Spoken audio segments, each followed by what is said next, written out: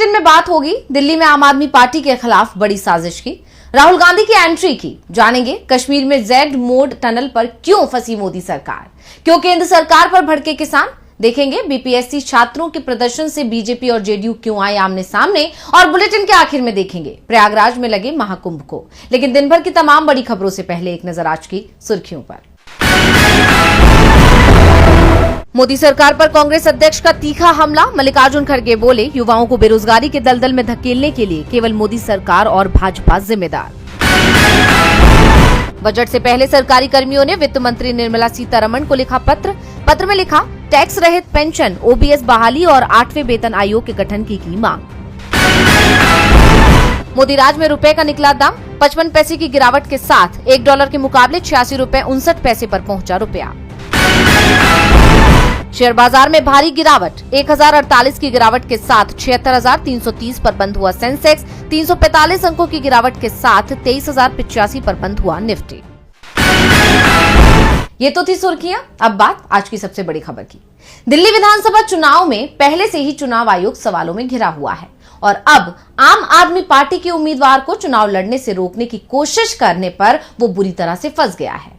आप चीफ केजरीवाल इसे लेकर चुनाव आयोग पहुंच गए, तो क्या है पूरा मामला, देखिए रिपोर्ट। पटपड़गंज सीट से आप उम्मीदवार अवध ओझा चुनाव लड़ेंगे या नहीं, ये 1-2 दिन में साफ हो जाएगा। उनका नाम दिल्ली की वोटिंग लिस्ट में अभी तक शामिल नहीं हुआ है। इसे लेकर आप चीफ अरविंद केजरीवाल ने बड़ा दावा करते हुए कहा कि एक तरफ बीजेपी नेता फर्जी वोट बनवा रहे हैं, तो दूसरी तरफ अवध ओझा जो पहले ग्रेटर नोएडा के वोटर थे, उन्होंने अपना वोट दिल्ली ट्रांसफर करवाने के लिए फॉर्म 6 भरा था, जो वोट बनवाने के लिए होता है। बाद में लोगों के कहने पर फॉर्म 8 भरा, जो वोट ट्रांसफर के लिए होता है। लेकिन ओझा का नाम अभी तक दिल्ली की वोटर लिस्ट में शामिल नहीं हुआ है। आप उम्मीदवार को चुनाव लड़ने से रोकने की साजिश हो रही है। इसके बाद अरविंद केजरीवाल के नेतृत्व में आप नेता चुनाव आयोग पहुंचे। उन्होंने शिकायत दर्ज कराई और बाद में केजरीवाल ने कहा कि आयोग ने आश्वासन दिया है कि अवध ओझा का वोट दिल्ली ट्रांसफर होगा। ग्रेटर नोएडा से उनका वोट पटपड़गंज ट्रांसफर किया जाएगा। अवध ओझा ने कहा कि वो 15 जनवरी को नामांकन दाखिल करेंगे। अवध ओझा को तो राहत मिलती दिख रही है, लेकिन बीजेपी उम्मीदवारों पर चुनाव आयोग की तरफ से कोई कार्रवाई नहीं हो रही है। केजरीवाल ने कहा कि नई दिल्ली में खुलेआम बीजेपी का कैंडिडेट चादर बांट रहा है। किदवई नगर में चादरें बटी हैं, एक और कॉलोनी के अंदर जूते बांटे गए, एक और कॉलोनी में जैकेट्स बांटी गई, पैसे और चश्मे बांटे जा रहे हैं। केजरीवाल ने कहा कि हमने शिकायत की थी, सबूत दिए थे, लेकिन चुनाव आयोग का कहना है कि लोकल डीएम की जो रिपोर्ट आई है वो ये कह रही है कि कुछ नहीं हो रहा है।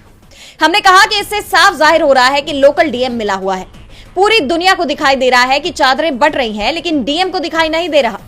हमने आज फिर से अपील की है कि डीएम को सस्पेंड किया जाए और उसके खिलाफ सख्त एक्शन लिया जाए। केजरीवाल ने दिल्ली चुनाव में बीजेपी और चुनाव आयोग पर सवाल खड़े किए, तो वहीं कांग्रेस और बीजेपी भी एक दूसरे पर निशाने साध रहे हैं। आज राहुल गांधी ने भी कांग्रेस के लिए प्रचार शुरू कर दिया।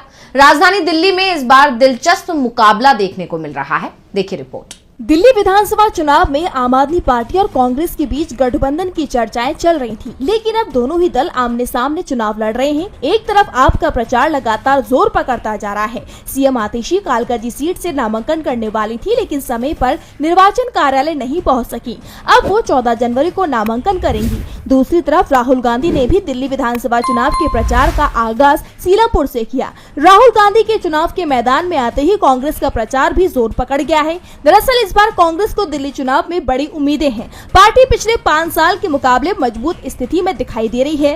कांग्रेस पार्टी की तरफ से 3 बड़ी गारंटियों का ऐलान किया जा चुका है, जिसके तहत 2,500 रुपए महीना महिलाओं को दिए जाने का ऐलान किया गया है। इसके अलावा 25 लाख का स्वास्थ्य बीमा और बेरोजगारों को 8,500 रुपए महीने देने का ऐलान किया गया है।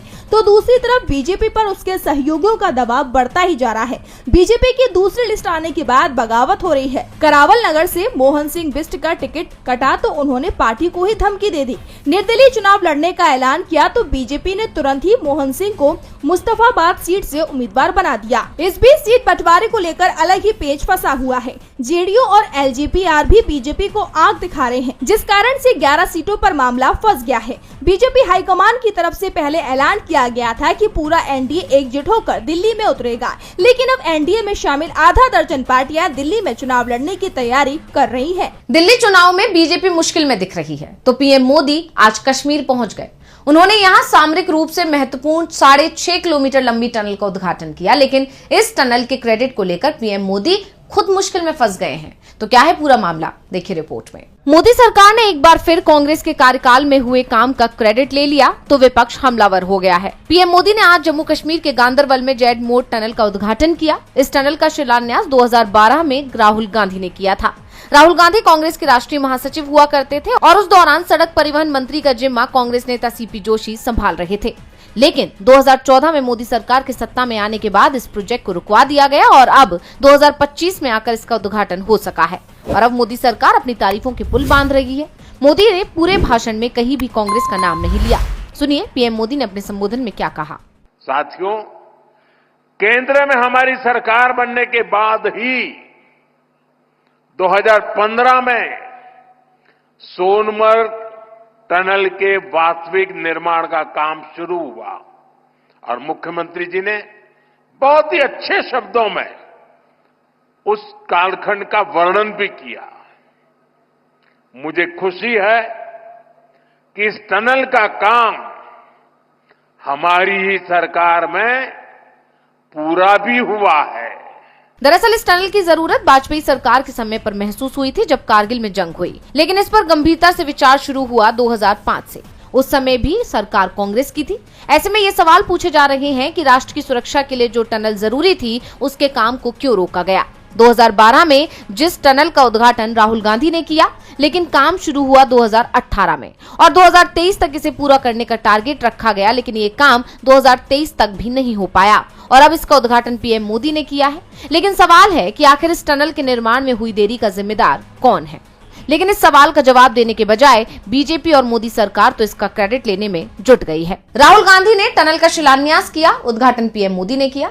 वैसे पीएम इस टनल का क्रेडिट तो ले रहे हैं, लेकिन काम में हुई देरी की जिम्मेदारी किसकी है, ये सवाल है। तो सवाल इस समय किसानों के आंदोलन को लेकर भी है। 1 साल से किसान आंदोलन कर रहे हैं, लेकिन मोदी सरकार बातचीत करने को भी तैयार नहीं है। तो अब किसानों ने अपने आंदोलन को और तेज करने का ऐलान कर दिया है। किसान आंदोलन मोदी सरकार की गले की फांस बनता जा रहा है। पिछले 11 महीने से हरियाणा पंजाब के शंभू और खनौरी बॉर्डर पर आंदोलन कर रहे किसानों ने अब दिल्ली घेरने के लिए बड़ी रणनीति बनाई है, जिससे अब मोदी सरकार की मुश्किलें बढ़ने वाली हैं। दरअसल प्रदर्शन कर रहे किसानों को अब संयुक्त किसान मोर्चा यानी कि SKM का साथ मिल गया है। इस आंदोलन को लेकर आज पटियाला के पात्रा में 4 घंटे तक मीटिंग हुई। इसमें शंभू और खनौरी मोर्चे पर डटे किसान नेता और SKM के नेता शामिल रहे। वही मीटिंग खत्म होने के बाद किसान नेता सरवण पंडेर ने कहा कि मीटिंग में तय हुआ है कि 18 जनवरी को दोबारा से मीटिंग की जाएगी, जिसमें आगे की रणनीति बनाई जाएगी। साथ ही मीटिंग में चर्चा हुई कि इस आंदोलन को आगे कैसे लेकर जाना चाहिए और कैसे सरकार पर दबाव बनाना चाहिए। किसान नेताओं ने कहा कि आज हम तीनों फॉर्मों के नेता एक मंच पर हैं, ये बड़ी पॉजिटिव चीज है। वहीं दूसरी तरफ फसलों पर MSP की गारंटी समेत 13 मांगों को लेकर खनौरी बॉर्डर पर किसान नेता जगजीत सिंह डल्लेवाल की सेहत लगातार बिगड़ती जा रही है।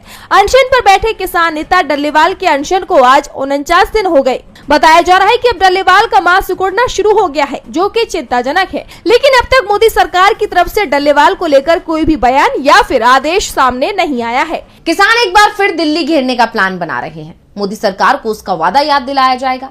किसान मुश्किल में है, वो आंदोलन कर रहे हैं, तो छात्र भी मुश्किल में है। बिहार में BPSC परीक्षा को लेकर आंदोलन चल रहा है और आज राज्यपाल ने आंदोलन करने वाले छात्रों को बुला लिया। तो क्या बातचीत हुई राज्यपाल के साथ, देखिए रिपोर्ट। BPSC अभ्यर्थियों के प्रतिनिधि मंडल ने राज्यपाल आरिफ मोहम्मद खान से मुलाकात की। इस दौरान अभ्यर्थियों ने राज्यपाल को 15 पन्नों का आरोप पत्र और संबंधित साक्ष्य सौंपे।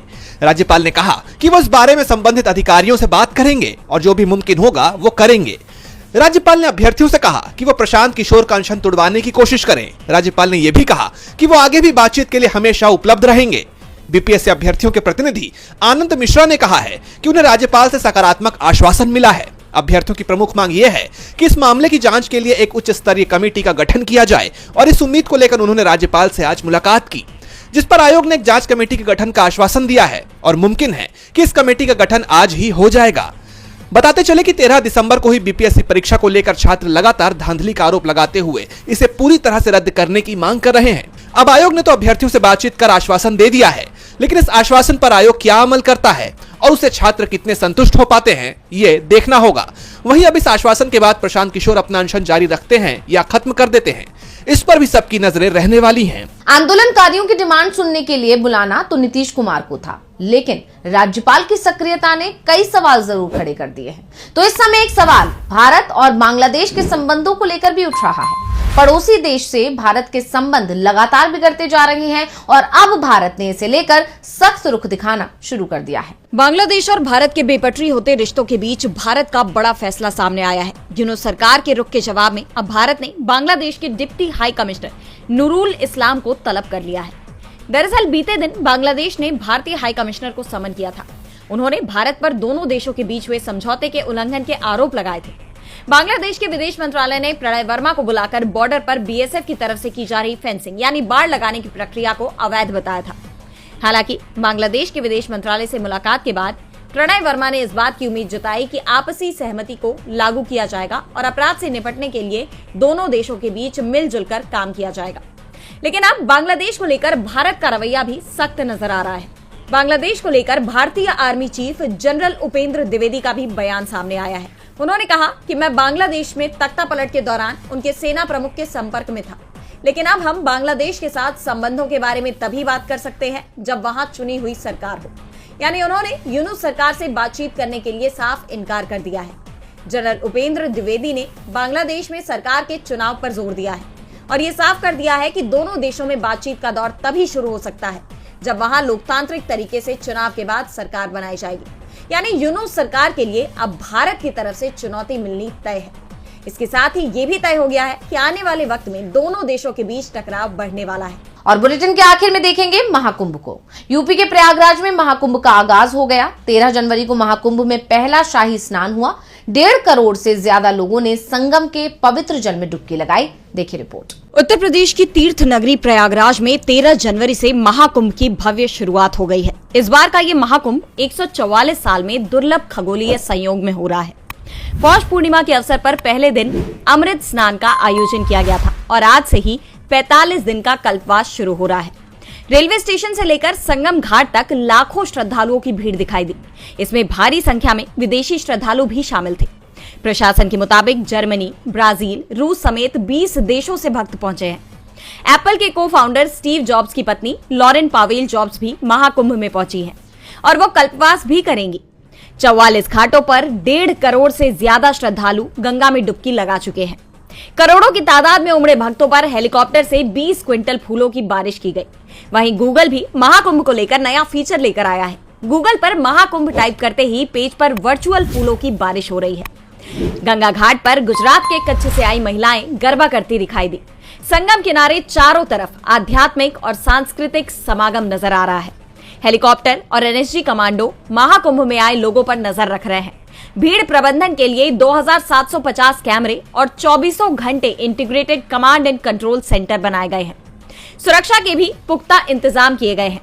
10,000 से ज्यादा पुलिसकर्मी और अर्धसैनिक बलों को तैनात किया गया है। एनडीआरएफ ने संगम क्षेत्र में वाटर एम्बुलेंस तैनात की है। इसके बावजूद भीड़ इतनी ज्यादा है कि 3700 लोग अपनों से बिछड़ गए। बाद में खोया पाया केंद्र से अनाउंसमेंट कर ज्यादातर लोगों को उनके परिवारजनों से मिलवाया गया। वहीं 3 लोगों के जान जाने की खबर भी सामने आई है।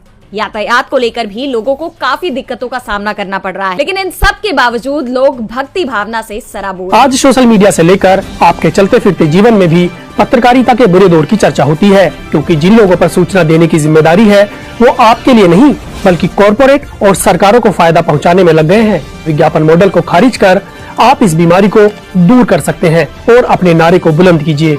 मेरे खर्च पर आजाद है खबरें।